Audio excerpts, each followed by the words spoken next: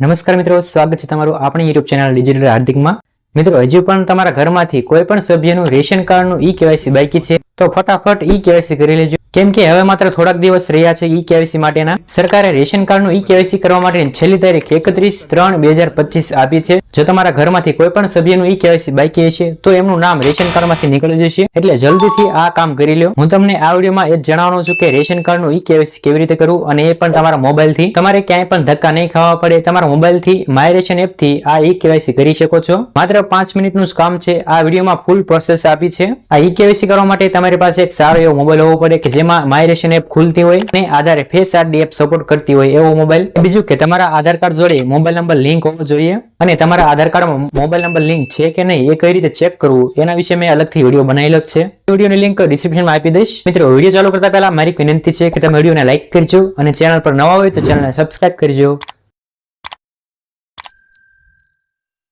તો મિત્રો, સૌથી પહેલા તમારે પ્લે સ્ટોરમાં જઈ બે એપ ડાઉનલોડ કરવાની છે, એક માય રેશન એપ અને બીજી આધાર ફેસ આઈડી એપ। અને મિત્રો, આ બીજા નંબરની એપ આધાર ફેસ આઈડી એપ, એમાં ઘણા મિત્રોને પ્રશ્ન થશે કે આ એપ ખુલતી નથી, મોબાઈલમાં દેખાતી પણ નથી। તો મિત્રો, આ એપ એમ ખુલશે નહીં, માય રેશન એપથી ડાયરેક્ટ ખુલશે, એટલે આને તમારે માત્ર ઇન્સ્ટોલ કરીને રાખવાની છે। અને જો તમારા મોબાઈલમાં આ એપ સપોર્ટ ન કરે, ઇન્સ્ટોલ ન થાય, તો તમારે બીજા મોબાઈલથી આ કામ કરવાનું છે। તો બે એપ ઇન્સ્ટોલ થયા બાદ માય રેશન એપ ખોલવાની છે। એપ ખોલશો એટલે આ પ્રકારનું લોગિન કરવાનું કહેશે, જેમાં મોબાઈલ નંબર નાખી ઓટીપી મોકલો તેના પર ક્લિક કરવાનું હોય છે। પણ એ પહેલાં નોંધણી કરવી પડે, તો નોંધણી કરવા માટે નીચે નવા વપરાશકર્તા લખ્યું તેના પર ક્લિક કરવાનું છે। તો ત્યાર પછી નોંધણી કરવાનું પેજ ખુલી જશે, જેમાં તમારે સૌથી પહેલાં પૂરું નામ લખવાનું છે, જેના નામનું રેશન કાર્ડ હોય એનું નામ લખવાનું છે, અને નીચે મોબાઈલ નંબર લખવાનો છે, અને ત્યાર પછી મોબાઈલ નંબર ચકાસો તેના પર ક્લિક કરવાનું છે। ત્યારબાદ એના પર ઓટીપી જાય છે, ઓટીપી નાખવાનો છે, અને મારી નોંધણી કરો તેના પર ક્લિક કરવાનું છે। ત્યાર પછી તમારી નોંધણી થઈ જશે અને આવું લખેલું આવી જશે। આમાં તમારે લોગિન બટન પર ક્લિક કરવાનું છે। ત્યાર પછી તમે જે મોબાઈલ નંબર આપ્યો તો એ મોબાઈલ નંબર નાખવાનો છે, અને ઓટીપી મોકલો તેના પર ક્લિક કરવાનું છે। ત્યાર પછી એમાં ઓટીપી જાય છે, ઓટીપી નાખવાનો છે, અને ઓટીપી ચકાસો તેના પર ક્લિક કરવાનું છે। ત્યાર પછી તમે આ એપના હોમ પેજ ઉપર આવી જશો, તો આપણું પહેલું સ્ટેપ નોંધણી કરવાનું સ્ટેપ પૂરું થયું। હવે આપણે સ્ટેપ નંબર 2 જોઈએ, રેશન કાર્ડ લિંક કરવાનું। તો એ માટે આપણે પ્રોફાઇલના ઓપ્શન પર ક્લિક કરીશું।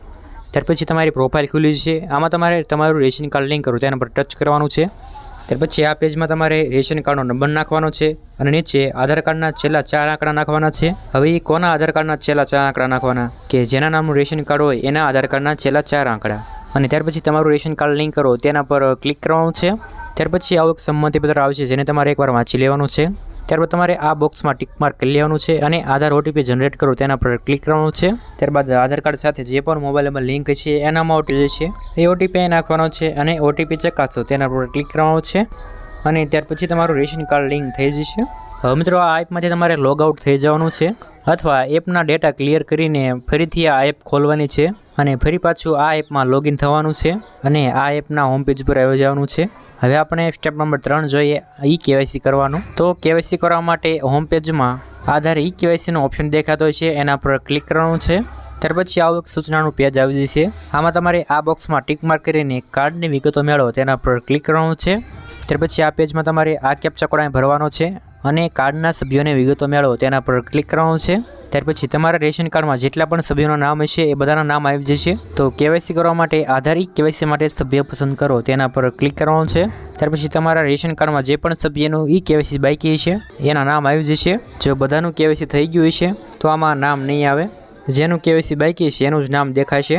તો તમારે જે પણ સભ્યનું ઈ-કેવાયસી બાકી હોય એનું નામ પસંદ કરી લેવાનું છે, અને ત્યાર પછી આ સભ્યમાં ઈ-કેવાયસી કરો તેના પર ક્લિક કરવાનું છે।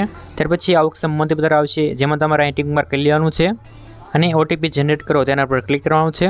ત્યાર પછી જે સભ્યના આધાર કાર્ડ સાથે જે પણ મોબાઈલમાં લિંક હશે એમાં ઓટીપી ગયો છે, એ ઓટીપી નાખવાનો છે, અને ઓટીપી ચકાસો તેના પર ક્લિક કરવાનું છે, અને ત્યાર પછી આધાર ફેસ આઈડી એપ ખુલશે, અને આવી પ્રોસેસિંગ થશે। અને જો આવું આવે તો તમારે આમાં પહેલો ઓપ્શન સિલેક્ટ કરવાનો છે, ધ્યાનથી તમારે આ ઓપ્શન સિલેક્ટ કરવાનો છે। ત્યાર પછી આવો પેજ આવશે, આમાં તમારે આ ટિક માર્ક કરીને પ્રોસેસ બટન પર ક્લિક કરવાનું છે, અને તમારા મોબાઈલનો સામેનો કેમેરો ખુલી જશે, જેમાં તમારે સભ્યનો ફોટો લેવાનો છે, એકદમ ચહેરાની સામે, અને સીધો ફોન રાખવાનો છે, અને ચહેરા ઉપર બરાબર લાઇટ આવી પડે, અને આ કામ દિવસે જ કરજો તો જ બરાબર ચહેરો દેખાશે। અને જ્યારે આ ગ્રીન કલરનું સર્કલ થાય ત્યારે તમારી બંને આંખો બ્લિંક કરવાની છે, એટલે કે આંખોને પટપટાવવાની છે, એટલે આ ફોટો પડી જશે।